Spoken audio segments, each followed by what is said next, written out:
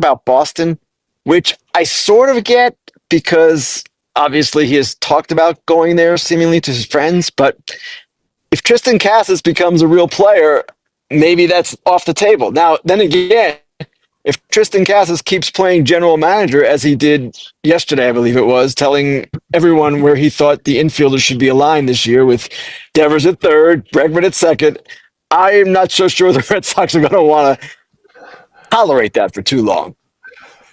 Hey, Ken, I think Toronto is, and really Canada is fuming right now over them not being able to even really apparently come close to an extension. So what did you take of what happened the other day? I read your article about Vlad Jr. I highly encourage everyone to check that out in The Athletic because it also gives a really good history lesson on this front office and how really the success was with Alex Anthopoulos' players in 2016 for the ALCS and Vladdy Jr.'s career actually kind of compares to Fernando Tatis in terms of timing, and you can get into this, but how they really missed the boat multiple times.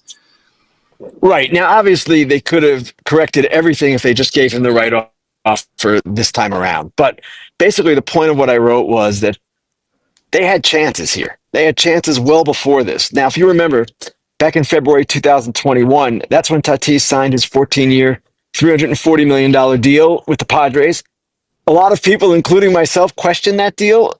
That deal now is looking pretty good. And that was the same year.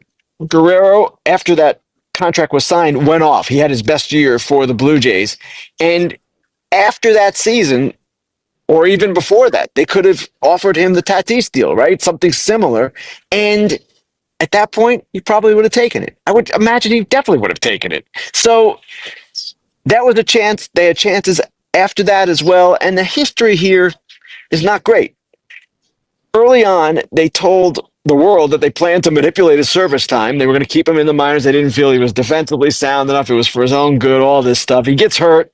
It didn't turn out to be an issue in that sense because he wouldn't have been available necessarily, but that was the plan. Then they take him to a hearing, an arbitration hearing in 2024. They lost that hearing. And there's this history of insufficient offers, or at least offers he deemed insufficient. And it's capped off by yesterday. Now, if you're a fan, you might say $500 million for a first baseman, even as good as Vlad Guerrero. That's ridiculous. No team should do that. But the point of what I wrote was that this should have been settled long ago, and he should have been extended long ago. So now AJ asks where he's going to go. People say, well, maybe it's Toronto. Maybe they come back to him. I guess that's conceivable. They can come back to him with a number closer to what he wants because they're getting a lot of heat, as you know. But the Blue Jays front office talks frequently about discipline, how they want to stay disciplined. Sometimes, actually often, that's a great idea. But when you've got a star player like this and you've got the Juan Soto deal there sitting at $765 million, the market's changed. And it seems like they had a couple of opportunities to react to that before even Soto signed, and they did not take advantage of them. Vladimir Guerrero Jr. to the Dodgers? The interest is real. What if I told you the Dodgers could land one of the best hitters in baseball?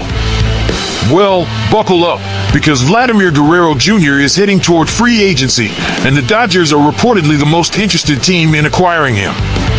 Let's break it all down. Before we dive in, make sure to like this video, subscribe to the channel, and turn on notifications so you never miss the latest Dodgers news. Vladimir Guerrero Jr., the superstar up for grabs. Vladimir Guerrero Jr. has been one of the most dominant first basemen in the game since his debut in 2019. In 2024, he put up monster numbers, batting .323, smashing 30 home runs, driving in 103 RBIs, and posting a .940 OPS. This guy is a hitting machine, and at just 25 years old, he's only getting better. Despite his love for Toronto, contract extension talks with the Blue Jays have failed. Vlad Jr. made it clear he's going to free agency and is ready to listen to offers from all 30 teams. The Blue Jays now face a difficult choice: risk losing him for nothing or trade him before the deadline. Why the Dodgers are a perfect fit.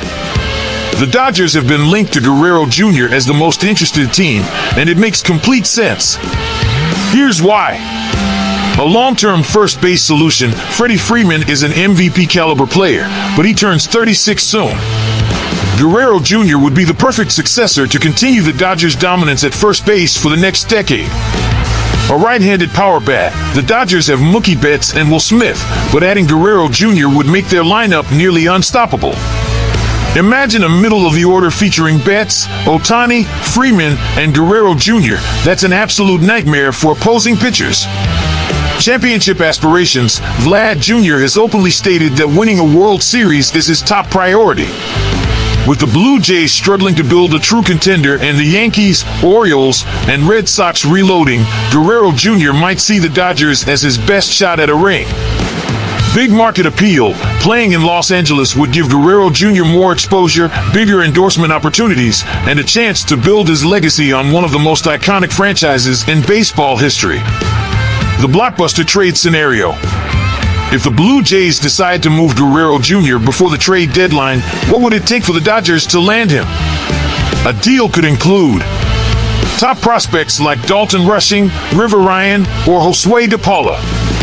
A young MLB-ready player like Michael Busch or Gavin Stone. Additional depth pieces to sweeten the deal. This would be a hefty price to pay, but acquiring a superstar like Guerrero Jr. in his prime would be worth it for a team built to win now. Could the Dodgers wait for free agency? Another route the Dodgers could take is simply waiting until the offseason.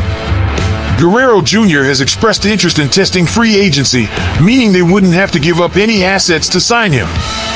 The Dodgers have the financial flexibility to make a serious run at him, just like they did with Shohei Ohtani. However, if they wait, other teams, like the Red Sox, Yankees, and Mets, could drive up the price. If the Dodgers want to secure him, they might have to act aggressively before the deadline. Final thoughts and fan question. So, will Vladimir Guerrero Jr. be wearing Dodger blue in the near future? The interest is real, and whether through a trade or free agency, LA has a strong chance to land one of the best hitters in the game. But now, I want to hear from you. Should the Dodgers trade for Guerrero Jr. now, or wait until free agency to sign him without giving up prospects? Drop your thoughts in the comments below. And don't forget to like this video, subscribe to the channel, and turn on notifications for more Dodgers news. Thanks for watching, and I'll see you in the next video.